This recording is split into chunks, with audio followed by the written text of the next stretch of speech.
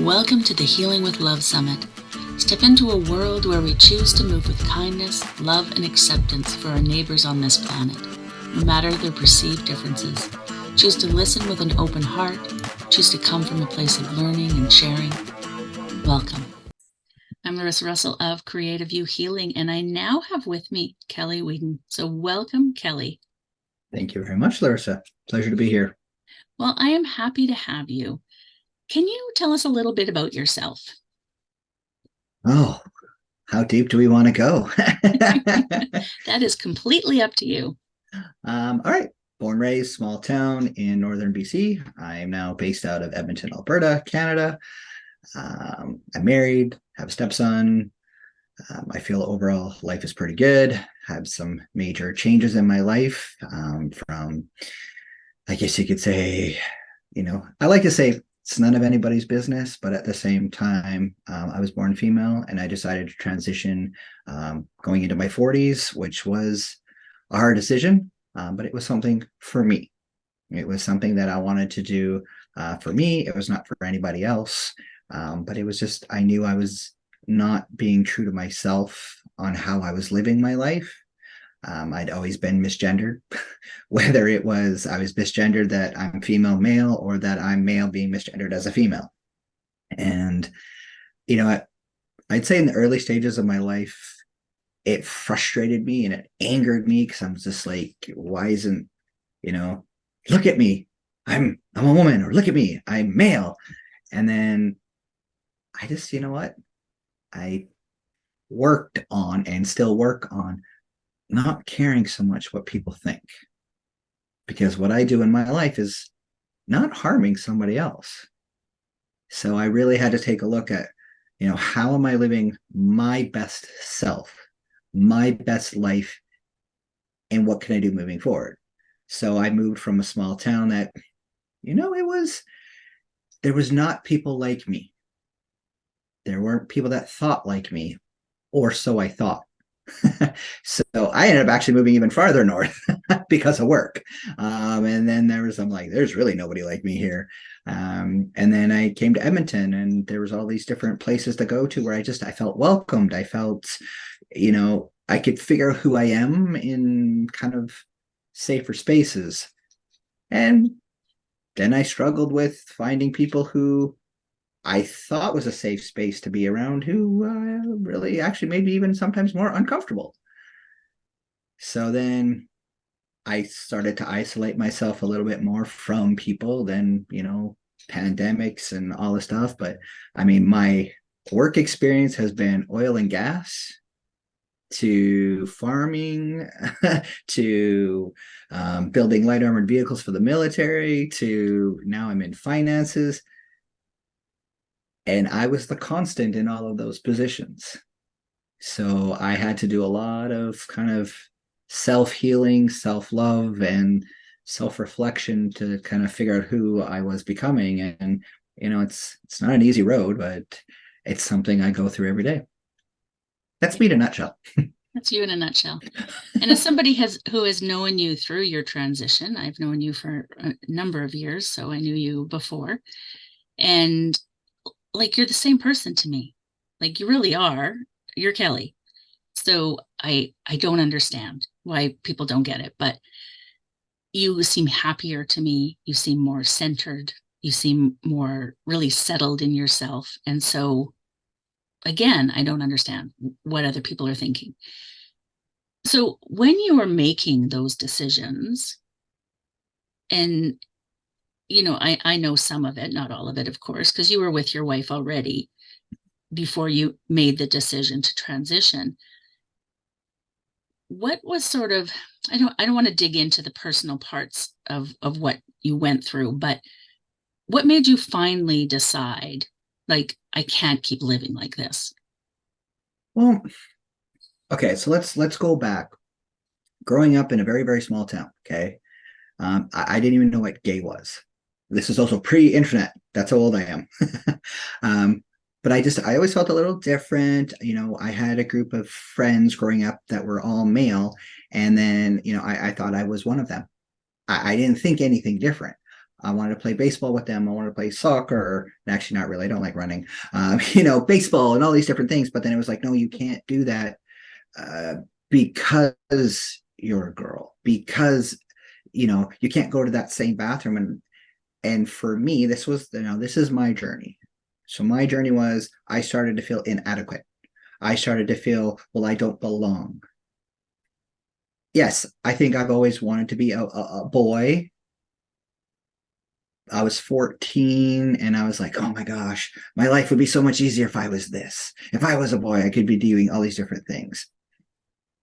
The next person beside me could be going through the same things, but not thinking the same things I was. So I struggled, but I also lived happy.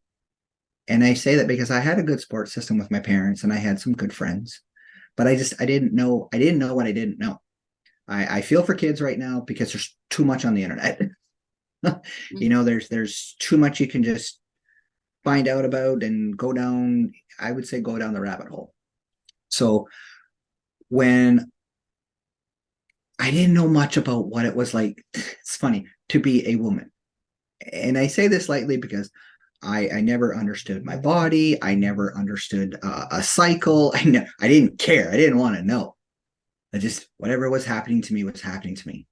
But I did go through, I guess you could say, I went through a female phase where I wore dresses and, I tried to live up to the expectations of what I was supposed to do and supposed to be. And then I started going, I am not comfortable in a dress. I am not comfortable in lacy, pretty things. I'm not like my sister. So I started to dress what made me comfortable: baggier pants, suit jackets, vests, ties, here and there.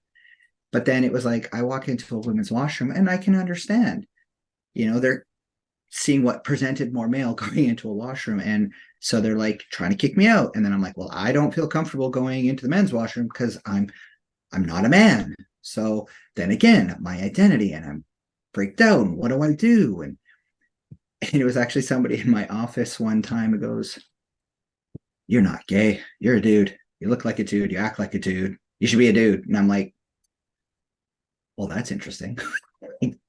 That was therapy right there for me. Someone who just said, pointed out the obvious. Now, just because someone dresses more masculine does not mean they're transgender, does not mean they want to be a guy. Everybody's journey is their own.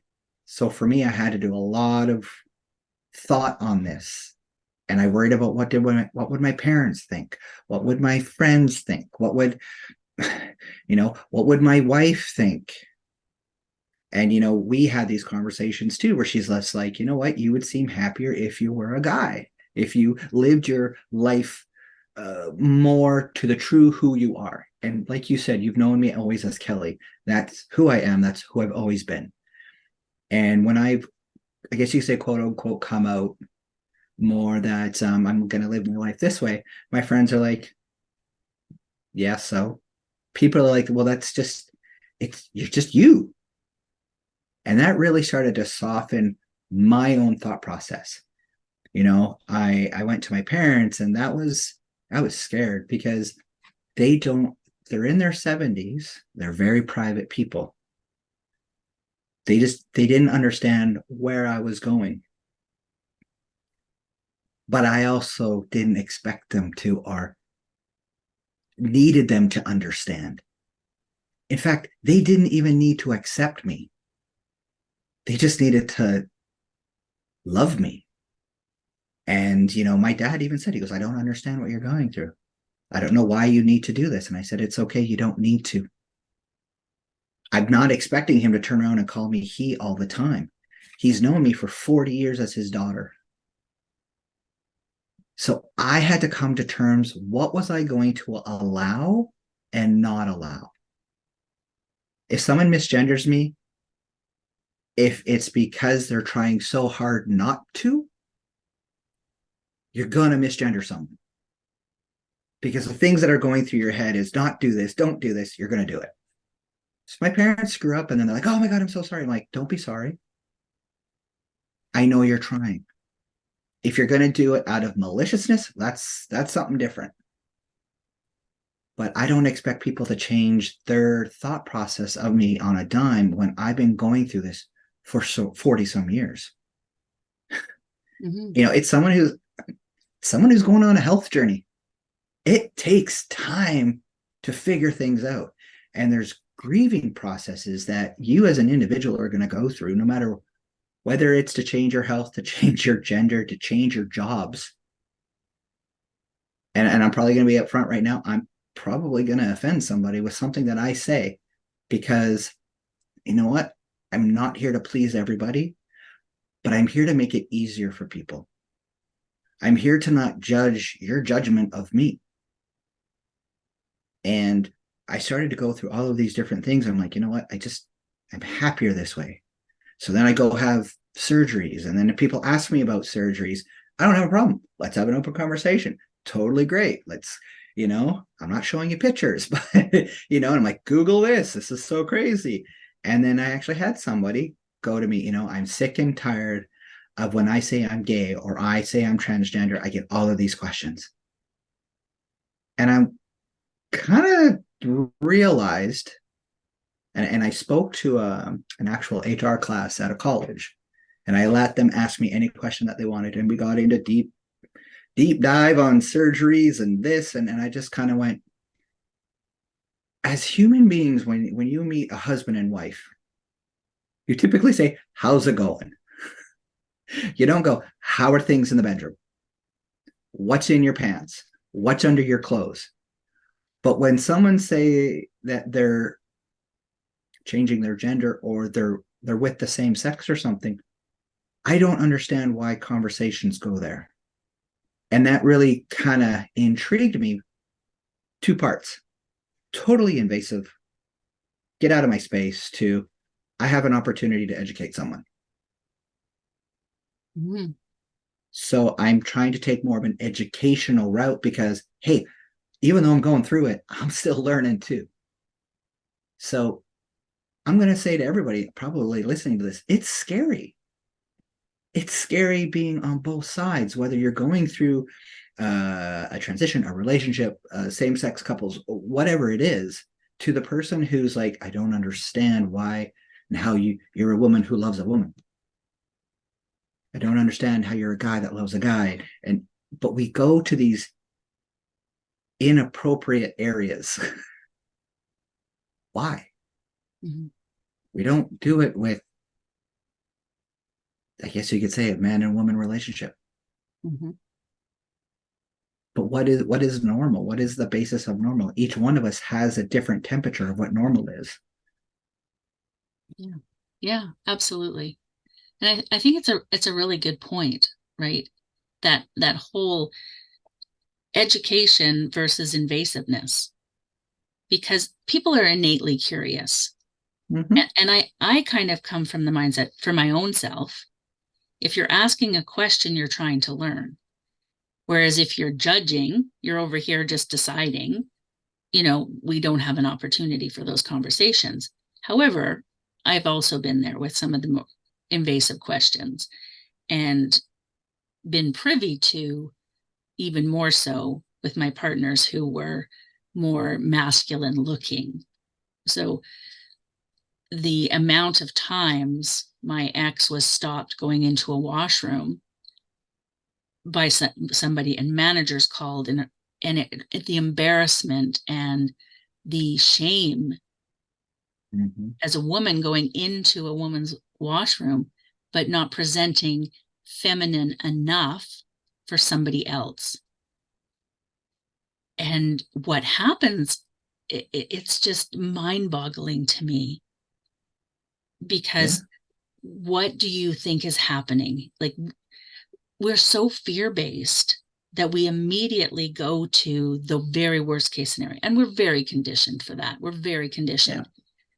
But the harm that we're doing to people by jumping to that, I'm not saying don't be wary and don't, but maybe you need to be the one to step back if you're concerned, right? If you're so afraid of this person, maybe you need to be the one to step back instead of calling out people when you have no idea. You have no idea what's going on. And Yeah. And I understand. I agree. People need to be know your surroundings. That was something my mom always said, you know. And it's funny. I was always like, you just don't want people to know who I am, and then I'm your child. That was me being an immature person. My parents were protecting me. They didn't want ever to see harm. No parent ever wants to see harm of their children. And I understand the rights of washrooms, and hey, it's still confusing, but you know what? Everybody needs to go to the bathroom. Everybody needs to go to the bathroom. I go in and I go out. I still I still struggle because I'm just like, ooh, what if I get found out? But then I'm in the women's washroom, like, ooh, what if I make somebody uncomfortable? You know what? Just dare to use a washroom. And I understand that some people, some things can allow people to take it to the extreme and go, well, you know what? I'm transgender so that I can just go into the bathroom and cause a problem. You know what? There are going to be people like that out there. And unfortunately, we can't always control that. So what do we do? Do we just have a specific transgender washroom? Okay, why not? You know, or we just have single stall stuff. Okay, why not? You know, we might have to adapt and make changes in certain areas and certain things. We can't please everybody, but we can make it more safe for people. You know, it's we do take some things to the extreme. And we're fear-based worst case scenario. But if you can go worst case scenario, like I just watched a YouTube channel and this woman was talking about how do you go to the bathroom? I'm like, why am I watching this? This is really weird. I don't know. It's one of those days where you start flipping through everything. And she goes, this is how you check out a washroom. She goes in, you look around, you look behind the door, and you walk out. Because it had to do with somebody's fear of their kid going to the bathroom and having a man in the women's washroom. Okay. There's two ways we can combat that. If you're at a park, and this is what she said, if you're at a park, don't just allow your 6 or 7 or 8 year old, 10-year-old kid to go to the bathroom by themselves. There could be someone in the washroom, and it's not because they're transgender or they're a gay person or they're a two-spirit. It's because there's a wrong person in the bathroom to do harm. So are you going in to make sure the space is safe for your kid? Mm-hmm. You know, how many times have maybe we've been downtown in an area where, you know, there could be more people that have been drinking or on drugs. And I can be fearful to go into a bathroom because of not because of someone's transgender or because it's because there's somebody drunk and I don't know what they're going to do. So I would say like I believe in energies and I believe we also project out. And I've had conversations with a lot of people in the community how they've had problems with the police, they've had problems with corporate, or they've had problems with this person. And I will say I never really have because I feel I don't project out a fear. And I'm not saying like, you know, I be all end all and I'm great and all this stuff. Like that's not what I'm saying. I'm just saying because I believe I do take an educational point of view and I don't push things in people's faces. I am me. I will be the best me that I can be. Kind of want to flip back to, you know, the whole being in a washroom and not looking the part, not looking feminine. Okay, let's go to the corporate world. If you're too feminine, you can be. Am I allowed to swear on here? Mm-hmm. You're bitchy. Mm-hmm. You're too sexy. You can't wear a skirt. You can't do. It's like, what is a person supposed to fricking do? Mm-hmm. Too much cleavage, not enough cleavage. Skirts too short. Skirts. You're you're you're in a male dominated industry and you're you know you look too sexy but you're being too bitchy. What is a person supposed to what is the definition of femininity and masculinity right now? I honestly I'm confused by it. Yeah. You know, I am because men, you cry, you're too sensitive, you're a woman. So Just because a person can cry, does that make them a woman? No. Does that make them too feminine? No. I think we just need to go back to the human being, the human side of things. We're spirits having a human experience. We have duality. We all have masculine and femininity in us, all of us. Mm-hmm. Yeah, I love that, Kelly. I love that because I say it all the time, and I think it's so important. And when we see the amount of hate that's coming out right now with the polarization, and I understand that it's an energy shift that we're going through, like I get it. It's still really hard to live through. It's really hard to deal with. And one of the reasons I wanted to have this summit is just to remind people that ultimately, at the core, we're all the same.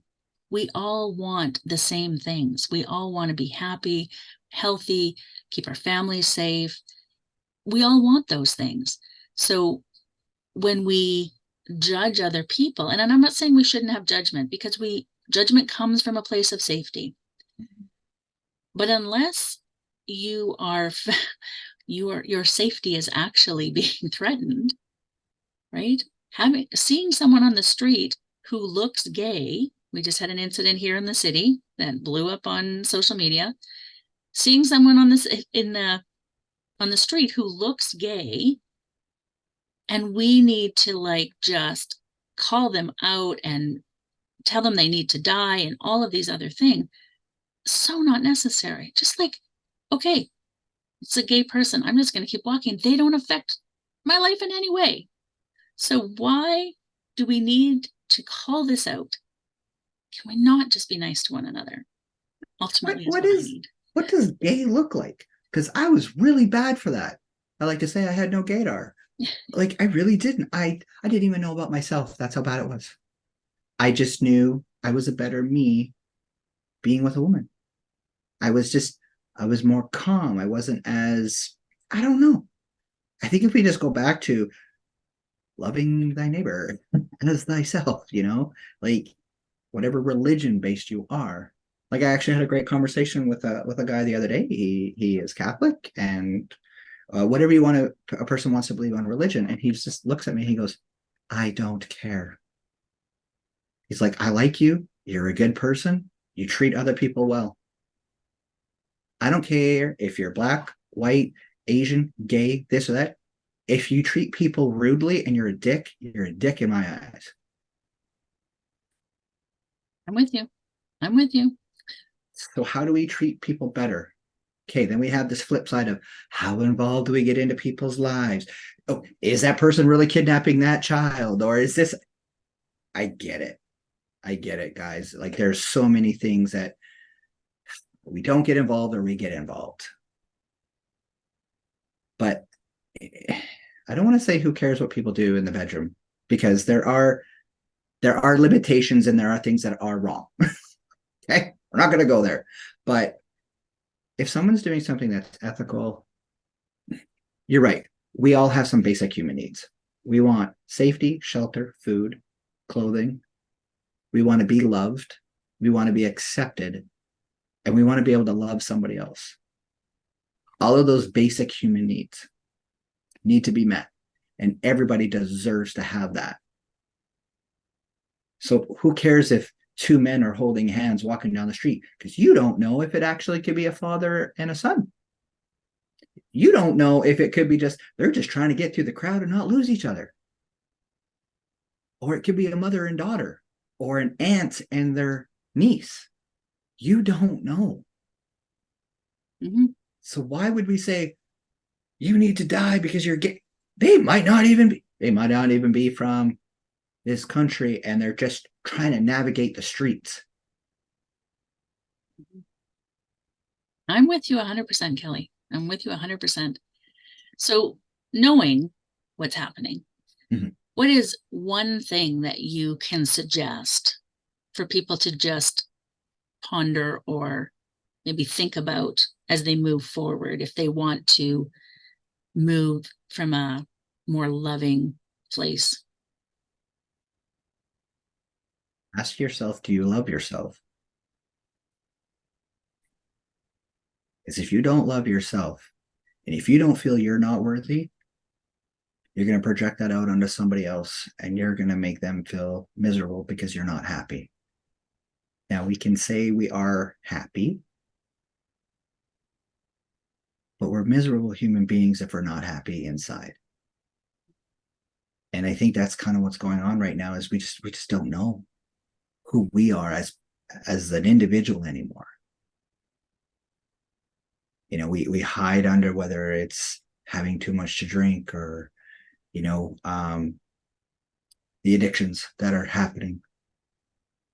Mm-hmm. We try and go from our not understanding of ourselves, we try and put it on something else. That's just kind of how I feel. But once I started to be happier about myself, I started to just love other people more. I Mm-hmm. started to kind of look at it from their point of view. What would it be like if I was in their shoes? I've had a conversation with my wife going, we can still have a good childhood, even if we had a shitty one, even if a whole bunch of bad things happen, we can still have a good one. We can turn it around on how we want to look at it. Mm-hmm. We can, this moment right now, after you see this, you can make a decision. You have a choice on how you want to move forward. I choose to live by 3 words: love, light, and hope. I want to be love and give love to people. I want to be the light for people, and I want to provide hope. And if I can do that with every conversation, every interaction, then I've done my part of a ripple effect for change. That's all I want to do. It's simple. It seems very simple, doesn't it? Thank you, Kelly. That's exactly it. Thank you so much for joining me today. I appreciate it. Thank you for the opportunity. It's been an honor. There we go. Thank you. Um, so we just jumped back in because Kelly said something that I just thought we needed to capture. So Kelly, can you just say that again? Just think we need to bring back chivalry. And chivalry isn't about, you know, it's like feminism and women's rights and men. Chivalry is just being a good person. You hold the door for the person behind you. To me, that's a respect thing. Mhm. I respect you. It's not because I'm a man and you're a woman that I'm going to open the door for you. However, if I'm on a date, it's a little bit differently. It's the different levels of respect for a human being. Yes, respect does need to be earned in some ways, but you're a human being, so you do deserve respect right from the get-go. And until you prove me otherwise, Mhm. that's the way I feel we should think. So if I meet you, I'm going to smile at you because I don't know what you're going through. You don't know what I'm going through. I could have just lost a family member or a loved one and I'm miserable. One thing I'm going to say is my sister passed away in 2014. And I was going through my phone 3 years later because I had some contacts of hers and I'm trying to still deal with it. And I remember reaching out to a lady and I said, "Hi, I'm so and so. I'm sorry I have your number because of my sister." And she goes, "Oh, how's your sister doing?" I'm like, "Oh, like it's been 3 years. Like, I'm sorry to say it, she passed away." She goes, "That's why she never emailed me back. That's why she didn't call me back." We get so frustrated that this person didn't text me back right away. This person hasn't emailed me back. You know what? Life is busy. I get it. But maybe someone just lost a family member. Maybe it's someone's mother just got hurt and is in the hospital. Or maybe someone's just having a meltdown and can't deal with life right now and they just need some quiet time. And you berating them and getting mad at them for not sending back your text or liking your post on social media when really they just need someone to go, "I care for you. I'm here for you. I don't know what I can do, but just know that I'm sending you love. I'm sending you healing vibes. I'm holding space for you." And maybe everyone on this call take a minute and just close your eyes and just feel in your heart what it was like to be loved when when you get a hug from your parent, and send that feeling out. And the more we get people to do that together, I feel energetically we can make a change. Because right now, everybody's mad and pissed off and angry, and they keep talking about it. They keep sitting in it and they keep dwelling on it. It's creating the force field of more pissed offness, if that's a word, more anger, more fear. I'm not saying it's not out there, but I'm saying we can change it.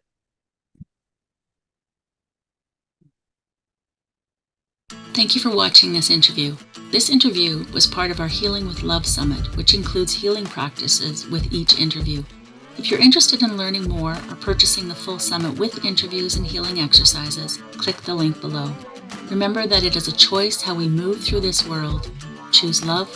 Love heals.